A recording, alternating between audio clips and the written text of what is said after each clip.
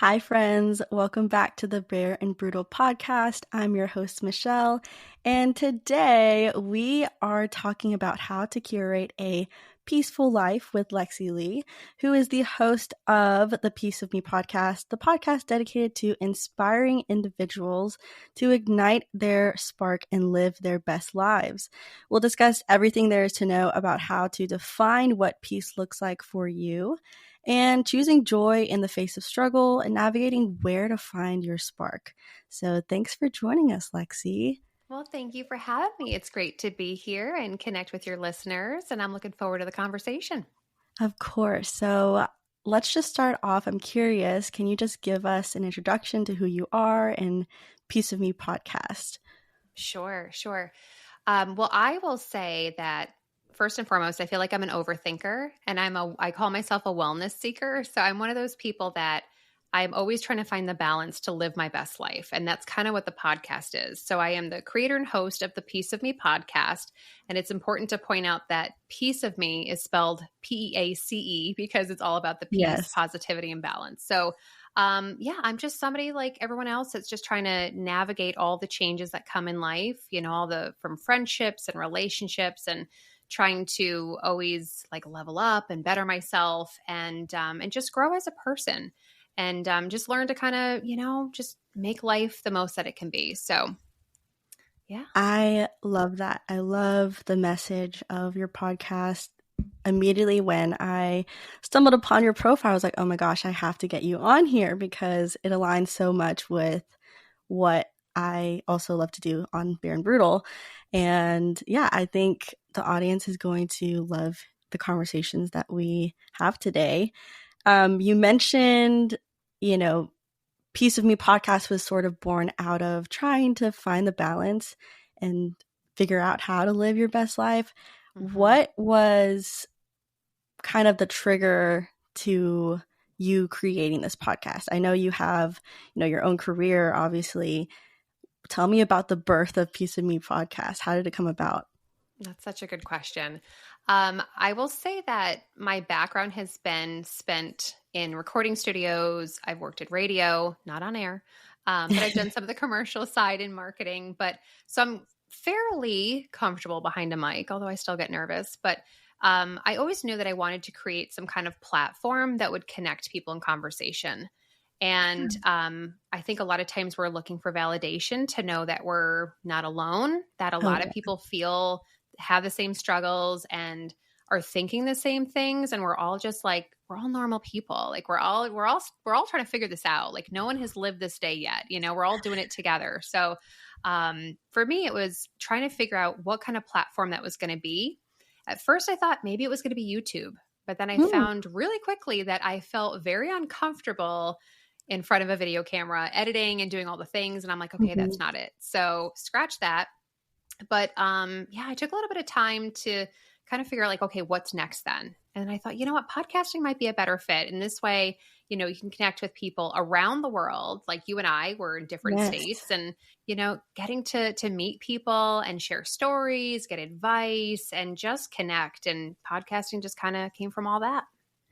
I love when you say no one's lived today, right? No one's experienced today yet. So we're all figuring things out along the way. And when I was on your show, we discussed, the aspect of even though there's a age gap between us two, we still experience a lot of universal things with feeling like an imposter and figuring out who you are as a person and confidence things. So yeah, I think the beautiful thing, I can agree with you, is in this podcasting community, just being able to connect with people and realize, oh my gosh, I am in the same boat with others and I'm not alone.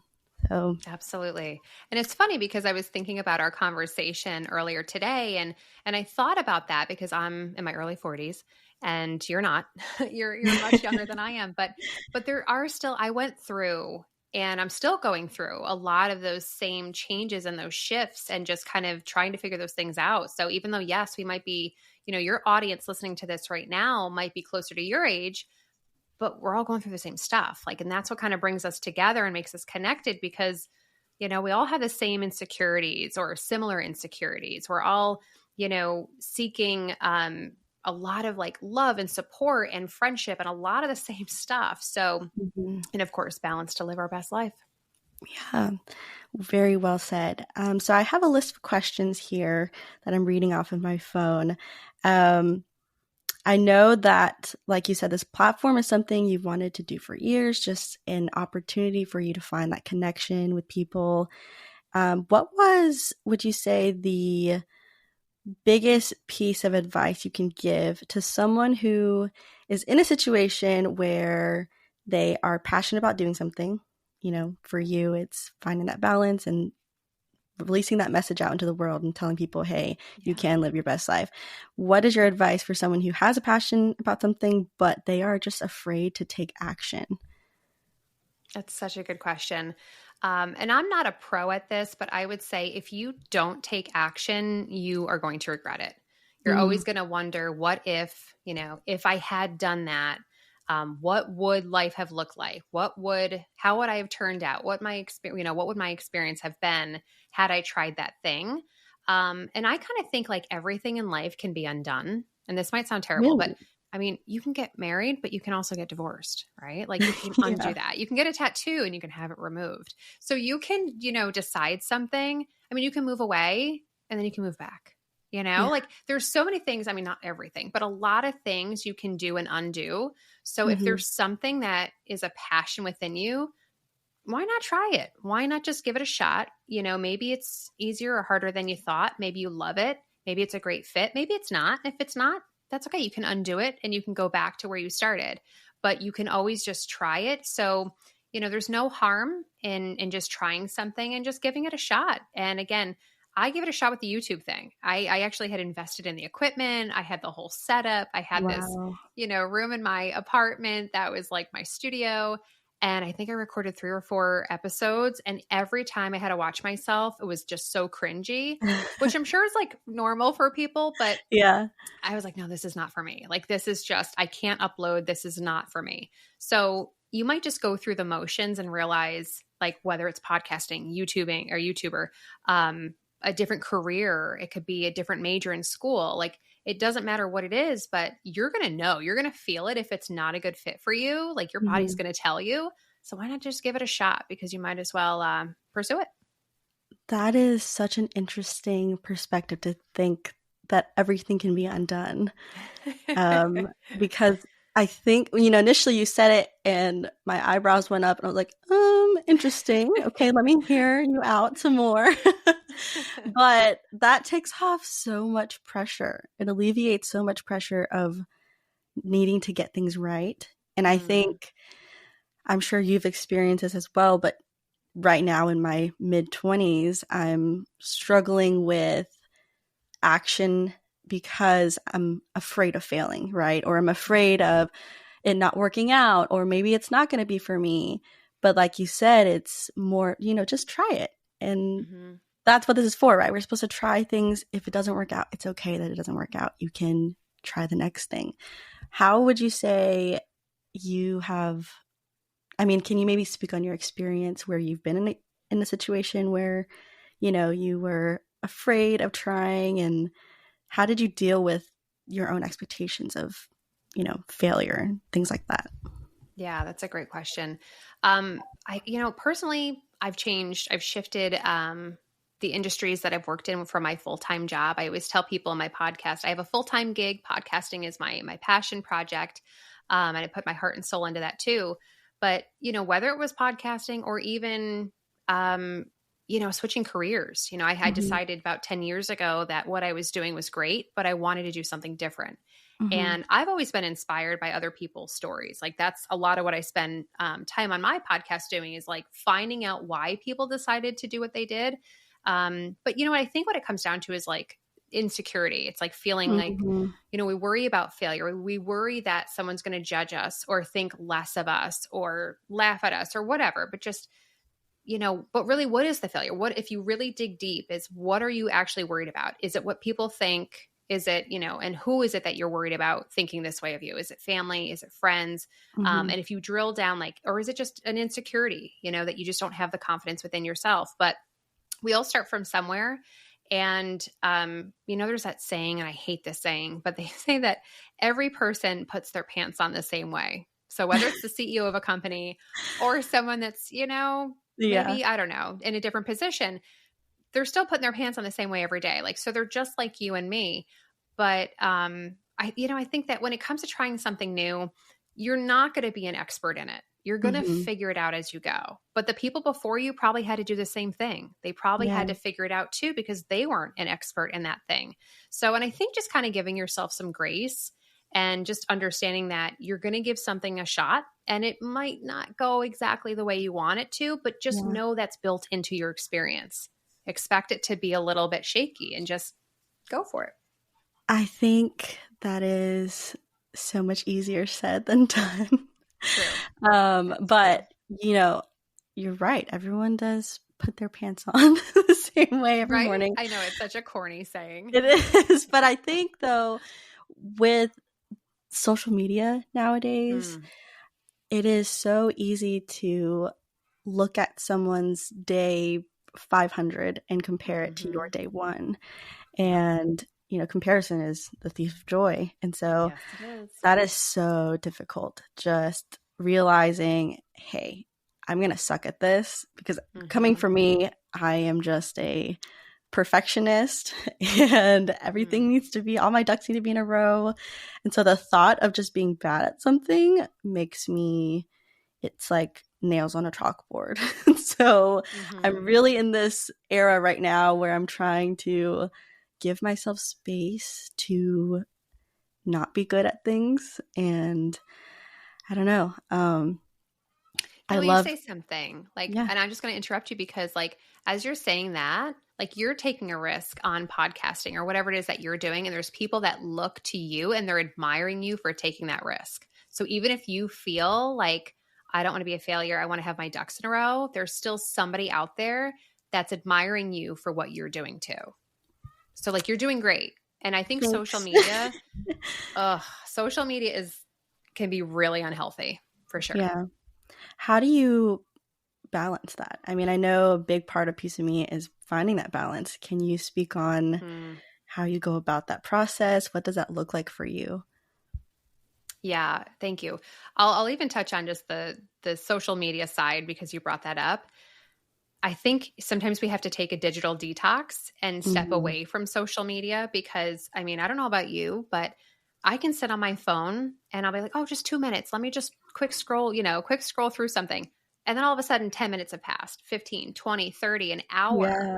And it's like, what did I just do with the last hour of my time, my day? And it's not always healthy. I mean, I will say Mm-hmm. when it comes to social media, I have scrubbed my social media. I make sure that who I'm following serves me to the life I'm trying to live. Mm-hmm. I will say in my past, I was always worried about my weight. Like, that's something that I know a lot of women struggle with. And I was always following these influencers who were all about working out and dieting and nutrition and all this Yeah. stuff. But I kind of shifted. I'm like, I'm just finding that peace and balance. I don't want to live my life like that, where everything is around how many steps did I take today? How many calories Yes. did I consume? How many grams of protein? I'm tired of it. So I'm Mm-hmm. still living a good life, but I'm not so over the top with that stuff. So I decided to unfollow those people. And I'm sure they're, great accounts for people if that's what they're interested in. Right. But for where I am right now, I don't want to follow those accounts. So, like, that's one of the ways that I've, like, found my own balance in social media, Mm-hmm. because whatever we consume, like, everything we consume, it's not just what we drink and what we eat. What we consume is what we look at social media. Right. It's the people we hang around with, the energy we're taking in. So, when it comes to the podcast and just trying to find that peace, positivity, and balance, I hopefully, like many other people, I just want to enjoy my life. Mm-hmm. I don't want drama. I want to be surrounded by good people, good conversation, inspiration, hearing people's stories, connection, Mm-hmm. and just feeling, I don't know, like, that's the life that I want. So I'm just trying to create it as best I can, any way I can, by Mm-hmm. surrounding myself with good people. And that means friendships. Some of them fade away. That means some boundaries get put in place. That means, shifts happen in your own life, but and not everyone's going to be, they say seasons and reasons, not everyone's going Mhm. to stick around or they're going to be there for a season or for a reason, but they might Yeah. not be there in the long haul. So, I think I just keep looking forward to building that life. So what I'm hearing is you are very intentional in curating who you surround yourself physically in real life and also on social media. I mean, I think in a way sometimes social media can get a little out of hand and we feel like Mm-hmm. it's controlling us, but we forget that Yeah. we're the ones who are scrolling and tapping on things, and we have that power to curate how you're saying, who we follow and what kind of media we consume. And I think that's so important because I definitely relate to, you know, consuming a bunch of pretty skinny models on Mm-hmm. Instagram and then feeling like crap about myself because I don't look like a two-time award-winning supermodel. And Mm-hmm. no, love to that girl and all those people. But when you are Mm-hmm. constantly using social media as kind of a method of comparison, it Mm. instead of becomes instead of it being a tool for us to help form connections, now it's something that's harming us. And so Yeah. definitely think, the detoxing, like you're saying, and also being really mindful with what kind of people connections that you let into your circle is really important. And I think too, I So, actually just heard this on another podcast. Like if you're not in a good place when you are on social media, like if you're feeling crummy about yourself and you're just mhm, like maybe you're in a funk or things aren't going well for you and you're scrolling, those things are going to trigger you more than when you're feeling really good about yourself. Like those things yes. might not be as triggering, And so that's always a kind of a perspective I've had on it. But I also think my generation, I mean, again, I'm older, so we grew up with MySpace. We're old school. But your generation, like, you guys are much more used to social media being your entertainment. So for you Mhm, guys, like, I feel like it's extremely important that, just remember that what people are putting on social media is what they want you to see. And it's right. usually what's been edited, filtered, all that kind of stuff. I mean, you're not seeing the back end of things. You're not seeing, Yeah, all the bad stuff. They don't want you to see that yeah. part. You know what I mean? That is so true. And I mean, they always say social media is a highlight reel. I think I spoke Mm, on this one on the episode I did with you too, was, every day I go on Facebook or Instagram, someone's getting engaged or they're pregnant yeah. or, oh, they went and got a promotion at work. And Hmm. yeah, it's so, you're right. I mean, in my generation, we are glued to our phones. Sure. But at the same time, with I sense a shift in social media where there's a bit more creators who are highlighting the back end and shining a light on their struggles and, hey, this is the reality versus Instagram. And so I'm Yeah. excited to see where and how social media transforms and changes in the future. I don't know how long that's going to take, but I do see some changes happening there. And I would say, podcasts like yours are actually contributing to that change. Well, thank you. And I think yours is doing the same thing. I think I mean, we're having these conversations and we're just like you're being vulnerable too, saying, listen, I have these insecurities and these struggles and I do too. I'm still trying to work through my own stuff. Yeah. I'm not an expert. My life isn't perfect either. So, but I think it's nice and refreshing, if anything, to hear people talk about this stuff more. Yes. So I'm going to switch gears back to Piece of Me podcast because I'd love to just highlight and hear more about your story behind it. The message, it's people, they're encouraged to make peace the priority and aim to live their best lives. So I want to talk more on that. What does peace look like for you? That's the first part. And how did you come about in realizing that definition for yourself? Great questions. I would say when it comes to peace, it's anything that makes me feel good. And it could be something every day, it could look different. Mm-hmm. If, I've had a long day at work today. So tomorrow I might need to take it easy a little bit, just to kind of recharge my batteries from doing so much today. So Mm-hmm. tomorrow might mean, like a nice hot tea in the morning, giving myself a few minutes, maybe some meditation, maybe some journaling. If I can sleep in a little extra longer, that might be good too. But I think it's just kind of peace, finding your peace or finding my peace is kind of understanding and acknowledging what I need in that moment. What Mm-hmm. I need today might be different than tomorrow. And then the day after that might look different as well. But it's anything that feels good. Sometimes that means ordering a pizza and staying in. And then Mm-hmm. sometimes it's, going for a great workout and drinking a smoothie, a fruit smoothie. You know what I mean? So Yeah. like it can always look different. But, for me, I will say the one thing that seems to be a constant, and you and I were kind of talking a little bit about this when you were on my show, Mm-hmm. is like kind of the extrovert introvert life. And I find that I love peace and quiet.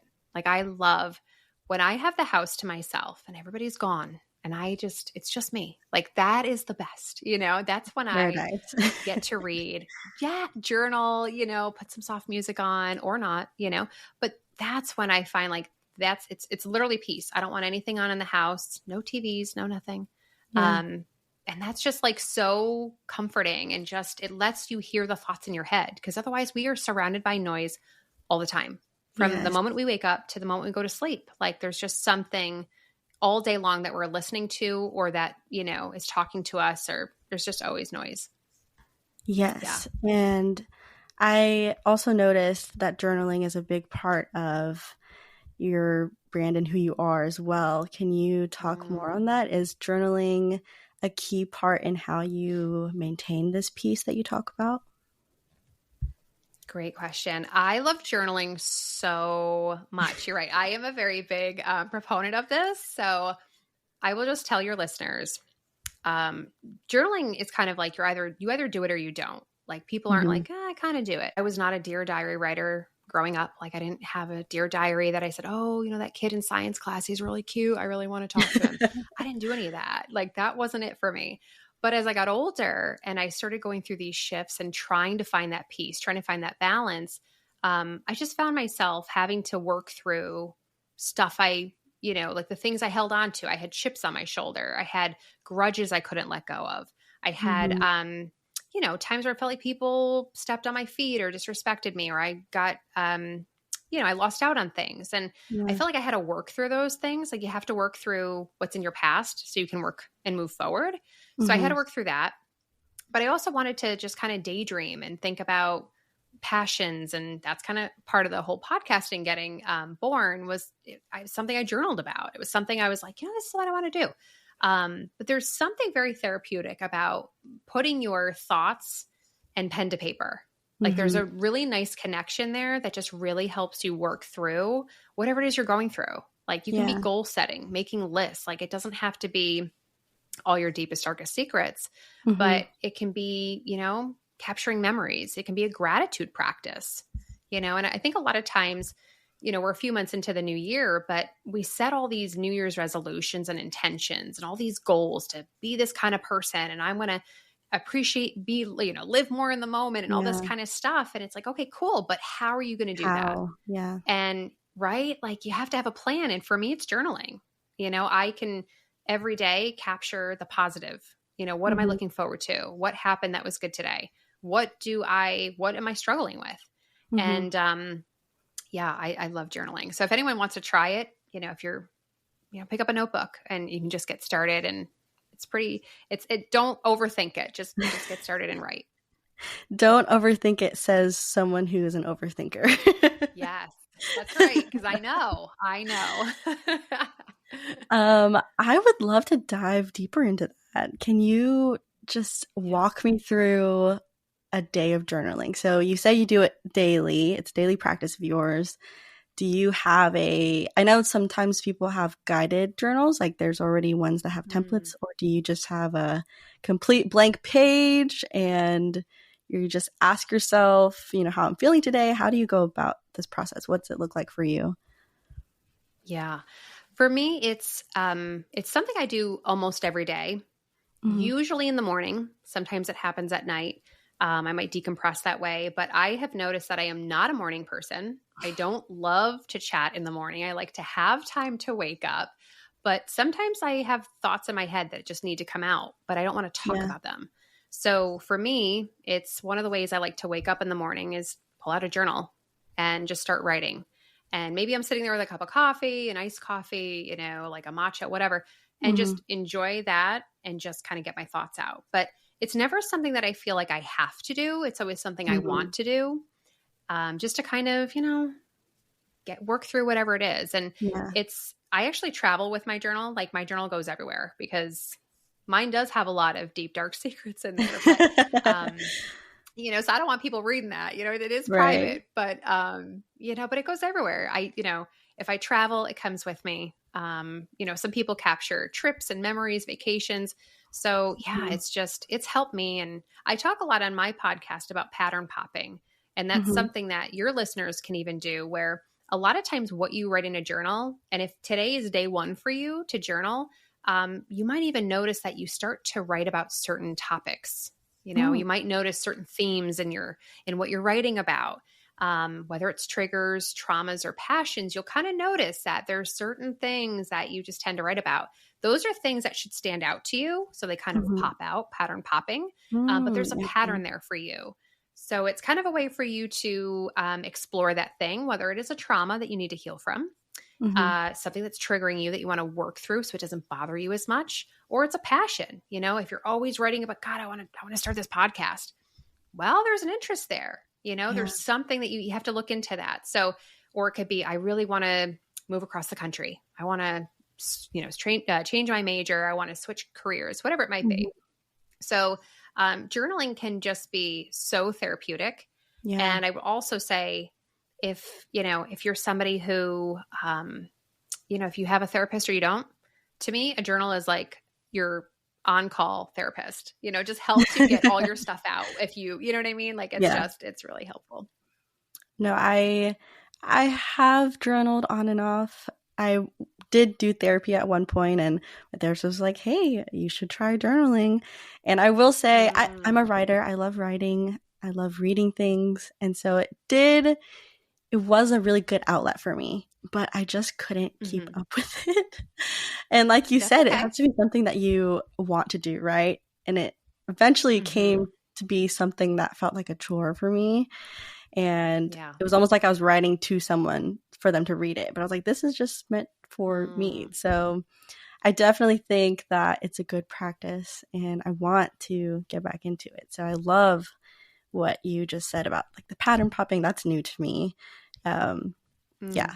And I think the way you described your morning routine sounds very therapeutic, it's like almost like your little solace time where you just Mm-hmm. have a moment of quiet with you and your thoughts. And I think people need more of that these days. I feel like we Yeah. struggle being present and in the moment. Agreed. Yeah, because we're so much on our phones. Like if you think Mm-hmm. about when you wake up in the morning, it's so easy. And I do it too. I check my phone and sometimes, if I decide, do I want to consume all those, the beautiful people on Instagram? Do I want to start my morning like that? Mm-hmm. Or would I rather take a few minutes to focus on what I have going on in my own life and what I need to do, what I have to work Yeah. on, or do I want to pay attention to some influencer who lives, who knows where, right? And Yeah. usually if I ask myself that, it's like, okay, yeah, I want to put my energy into what's going to Mm-hmm. help me, not just something that's going to drain me.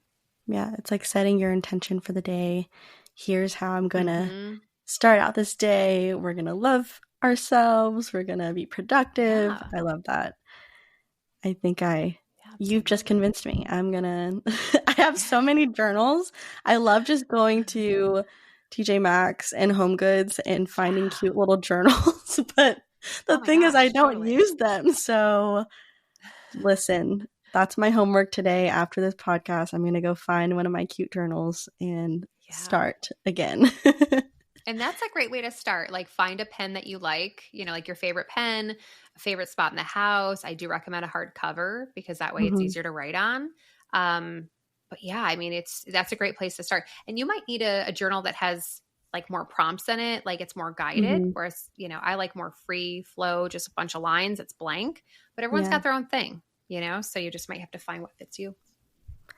Awesome. Well, touching back on the topic of peace, I know that you define peace as something that feels good for you, right? Whether Mm, that's having a pizza and a night in or going to work out, getting your green smoothie.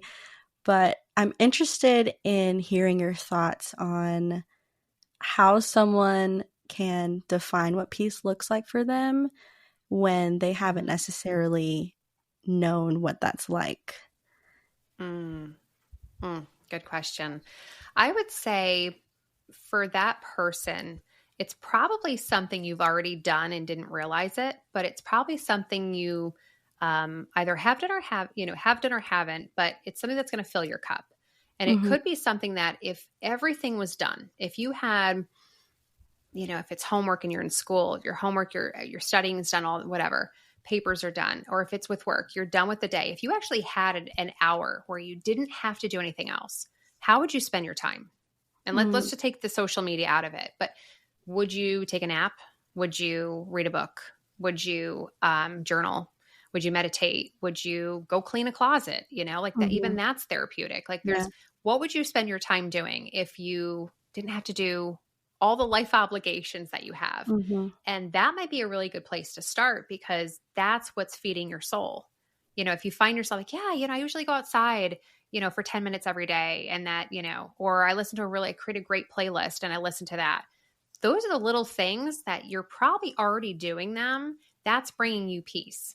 And again, Mm-hmm. peace might not look like, a rockin' playlist every day of the week. It might look different Yeah. every day. It might be meditation one day and the playlist another day, but chances are you've already done it. So kind of think to yourself, if I had a little extra time, how would I spend it? Hmm. That is a really good starting point. When you mention these, people who we have busy lives, right?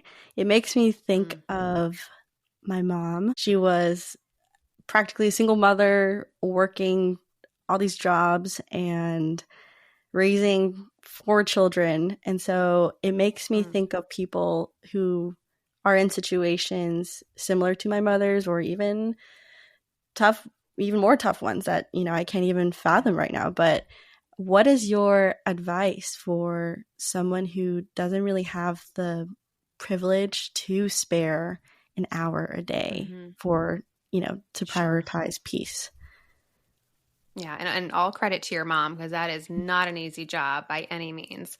But I would say it's even if it's 5 minutes in the morning and 5 minutes before you go to sleep, Mm-hmm. sometimes too, and this is, if you get a lunch break, it could be a couple minutes on your lunch break. Mm-hmm. But a lot of times it's in the morning or before bed. It's before the house wakes up, before the craziness kicks in, Mm. or right before you pass out at night, like when you're decompressing.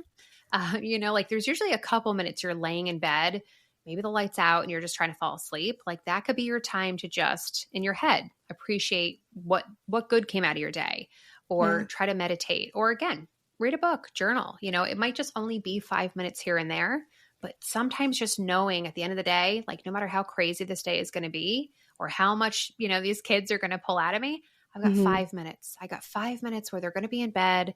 It's just me and my book or me in the journal or me in a meditation, whatever it is. Yeah. So maybe just those little blocks of Yeah. time might help.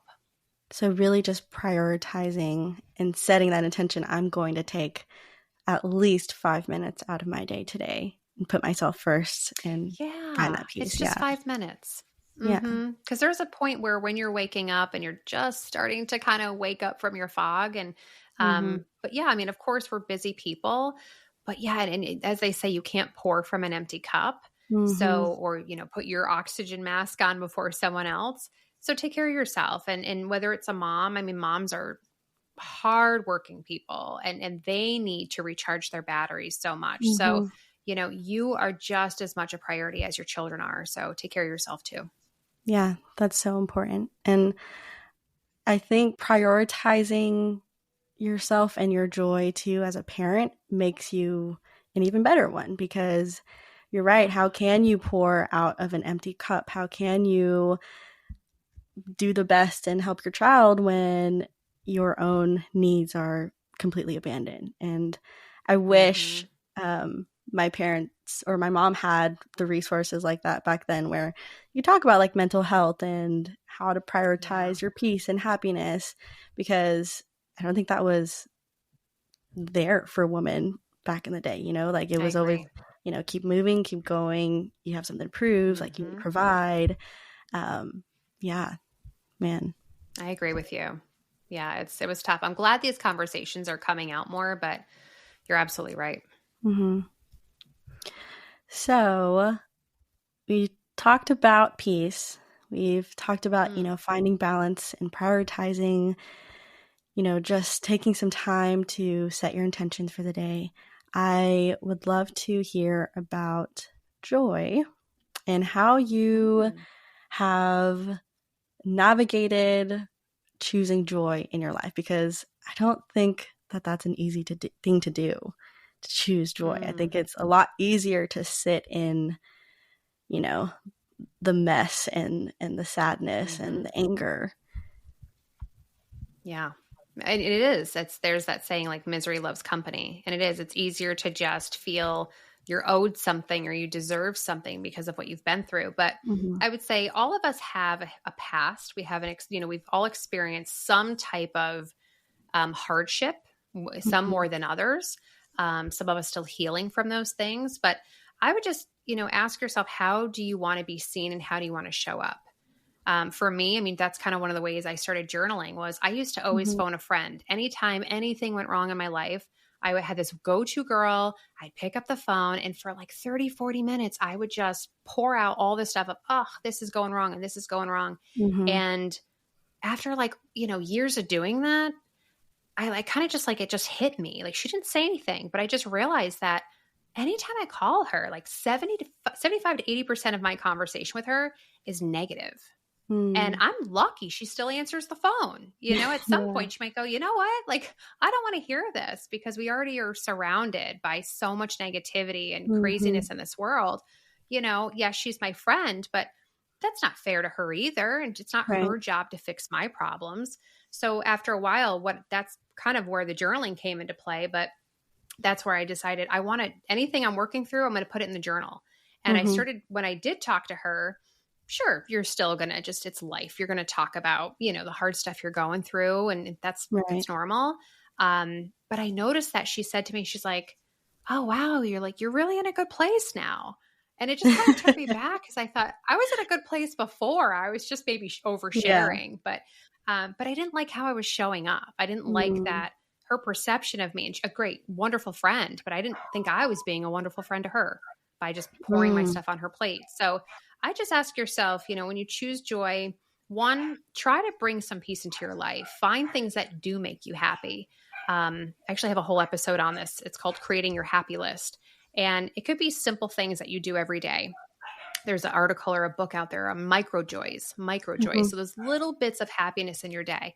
It could be something as simple as having, like if you're walking to classes and maybe there's like a path you take and it's like beautiful and scenic and whatever, or having 5 minutes to yourself at the end of the day. But just find the little things. It could be, you picked up your favorite coffee creamer. Like love iced coffees. If I find my favorite creamer or a new flavor to try, I'm like, oh, I'm so excited for this iced coffee. It can be little stuff, but think about how you want to show up and also try to fill your life as much as possible with the little things that do bring you happiness and bring you joy.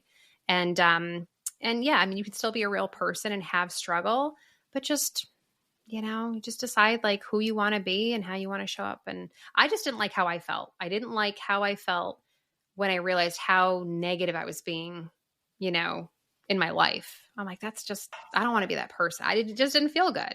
So I had to change. Yeah, and I think obviously my podcast is named Bare and Brutal, and it's all about being vulnerable and acknowledging your struggles. Mm, But there's such a fine line in always focusing on what has happened to you and, mm, making space for those emotions, right? And the negativity of it. But at the same time, it's so easy to just get stuck in that cycle where you're only yeah. focused on, hey, this person did this to me, or I had to go through these hard things.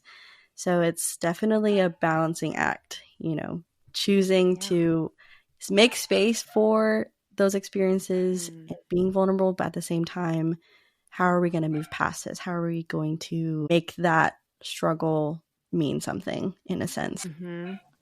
Yeah. And I think when you do revisit those experiences, you kind of relive it. And if it was a Mm-hmm. bad experience, like you feel it all over again. And yes, Mm, we do need, like, I love how you said we have to make space for those things because we do in order to heal from them and learn from them.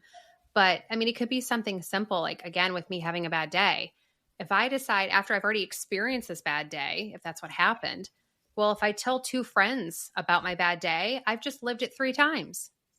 Like I don't yeah, want to relive a bad day. I'd rather it be over. Right. So yeah. it's kind of like choosing to, like, yeah, kind of make space, but also decide what is going to take up space and what's not. Oh, that is such a good way to put it. I am definitely reflecting on my own people that I call during times of distress and wondering if they're like, "Are you okay?" Because every time you call me, Aw. yeah. So I think that I'm also that friend for people too at times, and that can also be Hmm. emotionally exhausting at times, when you're always Yes. the person people lean on.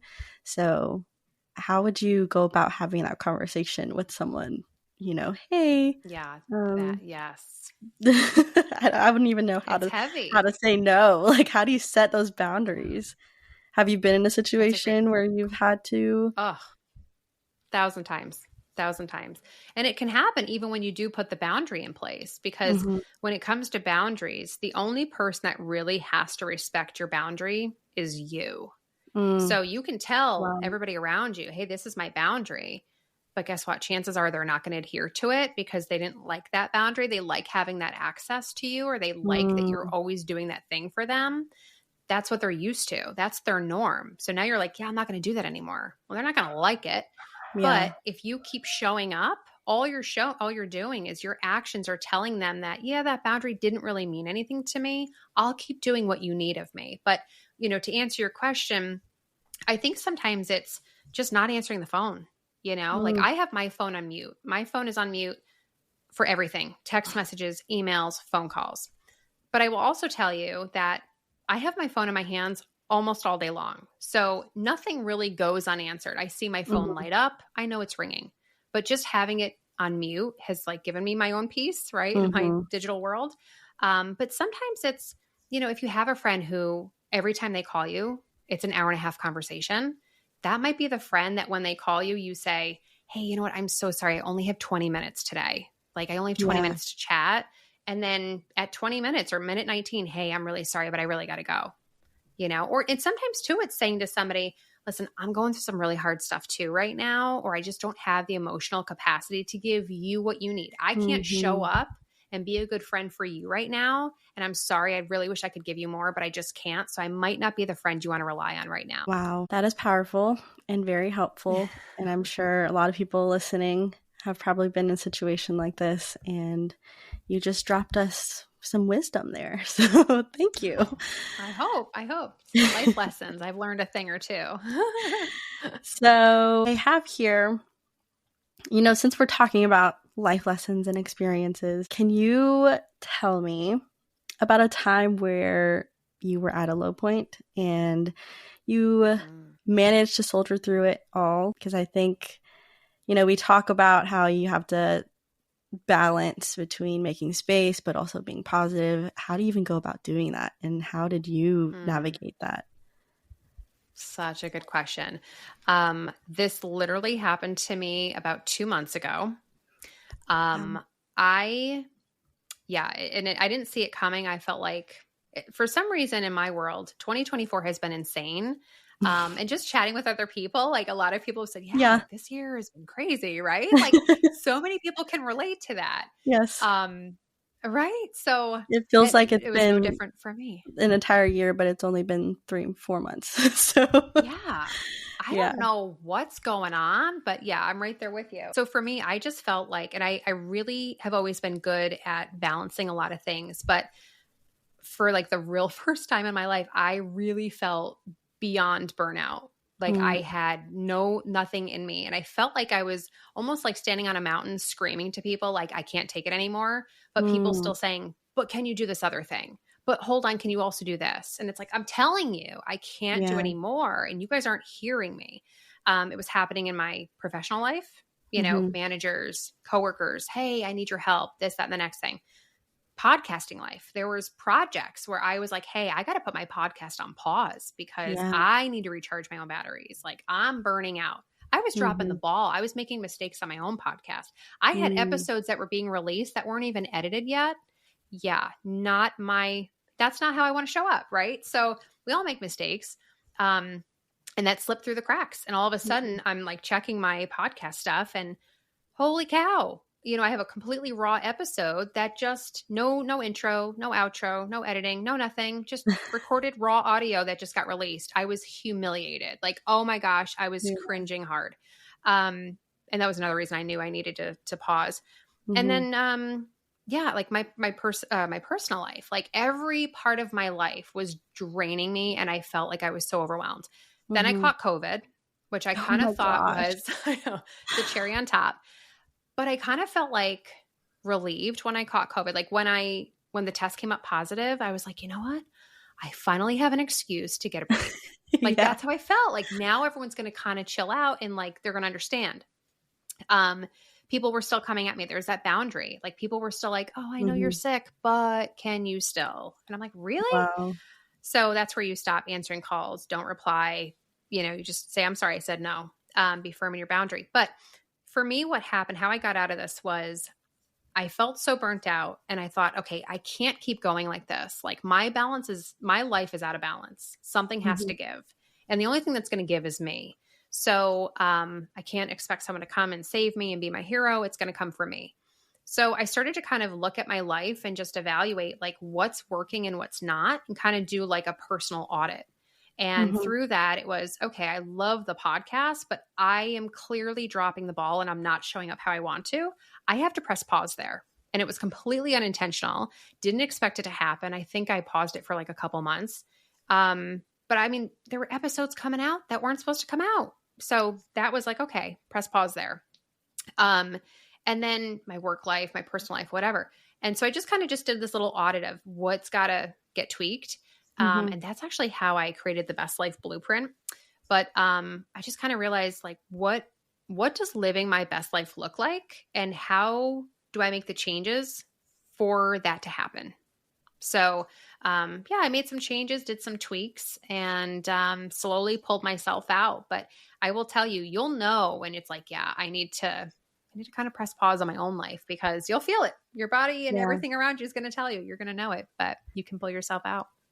I think that I have struggled so much with burnout, and a lot of my friends are struggling with burnout now. And Mm, I look around, I'm like, we are in our prime right now. Why are we so burnt out? So I definitely think that that is a common experience that yeah. a lot of people, regardless of age, struggle with. And Mm-hmm. I love that you mentioned the best life blueprint because that's actually my next question for you. Oh, perfect. Can you tell me a little bit about it and what can people expect to gain from this blueprint? I'm really excited about the Best Life Blueprint because I really did put my heart and soul in this. And, I have this whole platform to live your best life. I talk about it in my episodes, live your best life, don't worry what people are going to think. Just go live your best life. Mm-hmm. But you can say that a million times. And until you tell somebody how to actually live their best life or show them how to live their best life, how are they going to live their best life? Like it kind of Mm-hmm. goes back to when you set that New Year's goal or those intentions, or you make a goal for anything in your life. Like if you made a goal yesterday or this morning, you can have all the goals you want, but if you don't have a plan to get to that goal, if you haven't thought out the steps, then it's kind of just a dream. So what I did with the Best Life Blueprint was I made it it's a complete wellness workshop where it walks people through all these questions that you can journal or you can put it in your phone or whatever, but it kind of walks you through all these questions that you ask yourself. And it basically is a 2-part workshop where you envision this best life. Like you think about, you get to dream of, what does that look like? Like, what am I doing? Where am I living? Like, who am I surrounded by? And what does feel good? And I give you some hints as to how to figure out what those answers are. It actually does include social media as one of those hints. But once you envision that life, it's okay, what's the next step? You have the plan, but now how do we make it a reality? How do we get to actually live that best life? Right. So the whole workshop, it's free, completely free. It's a free download.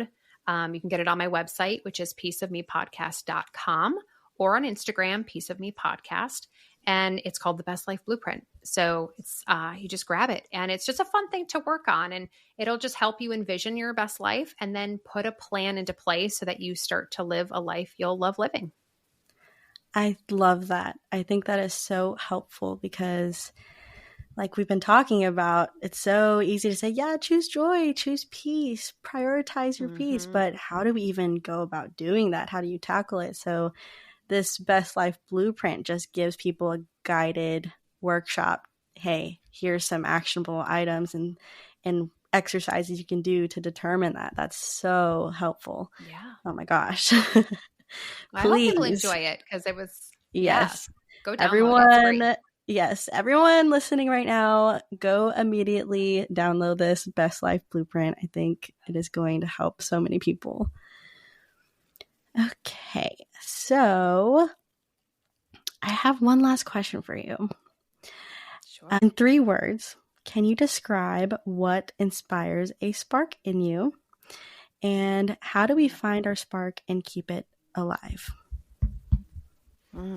Gosh, those are some really good questions. I would say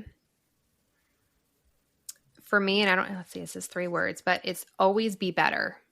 So that's kind of that's what sparks me is I always want to be better. I want to be better than yesterday. Tomorrow, I hope to be better than today, whether it's learning, growing as a person, being a better person, being a better friend, all those types of things, being a good colleague, like whatever it is. I just want to be better than, just keep growing and moving in that direction. And then the second question, what was it? How do I keep the spark alive? Our spark and keep it alive. Yes. I think you have to kind of go back to like what motivates you? Like kind of think about, if you were to have conversations with a friend, like where do you light up? What, like when you're talking to somebody or when you're journaling or when you're texting, like are there certain things you tend to text about or talk about? And when you feel the most alive, like that tends to be your spark. Like there's something there, and again, we talk about podcasting. If you're always talking about podcasting and every time you talk about it, you come to life, like, oh, I really want to do this thing. It's gonna be so cool. Well, there's something there. So sometimes it's just thinking about past experiences, things we've done, or things we haven't done that we've always wanted to do. So am I just taking like a little inventory of your situation? And a lot of times there's something that's there that needs to get uncovered that's been there a long time and it just has to reveal itself. But a little bit of digging, you'll find what your spark is. And, they say keep it alive. A lot of times it'll kind of keep itself alive because it's something you're passionate about. But just always remember, it's just try to keep it at the forefront. Like they say, remember your why. Just remember your spark. Like your spark is unique to you. And hopefully it just kind of keeps you, that fire fueled inside of you. And and if it's not, like if you're finding that you have to keep that fire, like you have to keep reigniting it, then find a new spark. Because there's a reason that it keeps, the flames are going out for a reason. So you might have to dig a little bit more and find something else that sparks you up. That is so well said. I think, man, navigating your 20s, it's all about figuring out what's your spark, what's going to be your passion for the rest of your life. And there's so much pressure in this age to narrow it down and choose one thing. But the big theme in our entire conversation you're telling me is that you don't have to choose one thing, and it can change, and that's okay. Yep. Yeah. And your 20s are hard, and if I could tell you from experience who you are at 25, and I think we said this when you were on my show, who you're at 20, the person you are at 25 is different than who you are at 20. And who you're going to be at 30 is going to be different than who you were at 25 and really different than who you were at 20. And that just means that, don't put that pressure on yourself to try to decide what you're going to do for the next decade or whatever. Because the 20, like I feel your decade, 20 to 30 is such a unique time in your life of a lot of firsts, whether it's, your first real job, getting your first apartment, first whatever, there's a lot of first, buying your first car. But there's a lot of first in that. But also, I mean, you're going to change so much over the next 5, 10, 15, 20 years. So don't feel like you have to have it all figured out, because chances are what you like right now, you might not like 10 years from now. So don't worry about it. You'll figure it out. You're going to be just okay. You'll be just fine. That is so comforting. Thank you so much for your words of wisdom. Well, that is a wrap. I think we're going to go ahead and wrap up this episode. Thank you so much, Lexy, for being a guest on the show. It was lovely to have you. I love the conversation we had. I hope you enjoyed as well. Michelle, you're a great host. Thank you for having me too. One, before we leave, please go check out Lexy's podcast, pieceofmepodcast.com, or on Instagram, Piece of Me Podcast. I will link all of her socials and things in the show notes. It has been so great. And please let us know your thoughts. Let us know if this was helpful at all. If, you download Best Life Blueprint and you get to narrow down your spark, let us know what you found out and discover about yourself. Well, thanks again, Lexy. We will certainly keep in touch, and I would love to have you on the show again another time. So, Awesome. Thanks for listening, you guys. And as always, I will talk to you soon. Bye.